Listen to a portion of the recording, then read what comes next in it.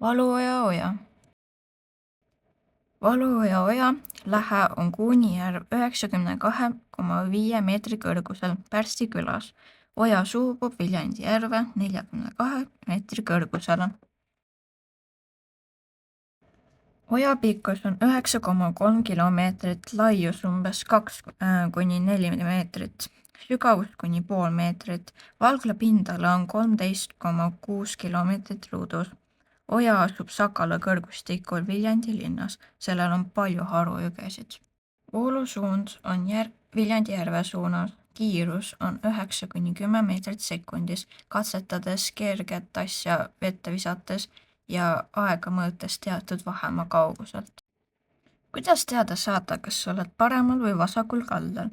Lihtne, ole näoga veevoolu suubumise suunas ja siis vaata, kumb on parema ja kumb on vasaku käe pool. Lihtne teadmine ju, või mis? Kui vaadata, mis kuju on oja, siis on näha, et see on suhteliselt sinka-vonka ehk meander on looklav. See tekib sellest, et maapind ei ole ühtlane ja vesi hakkab ühte kurvi rohkem tülitama ning uuristab sinna sügavama sängi.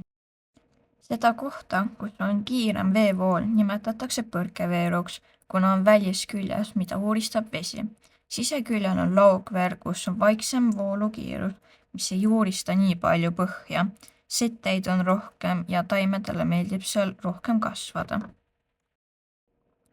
Vahel, kui vesi ei kavatse enam enda kurvist kihutada, tekitab ta endale libatee, nagu oleks kiirtee, mis läbib pinnase, kust jääb väikene tutt maad nimega Soots lihtsalt vete vahele vooluga unistustes liuglema. Mida härrad, poisid ja tüdrukud, mida ma just tegin? Aitäh kuulamast! Autor Luisa Soots.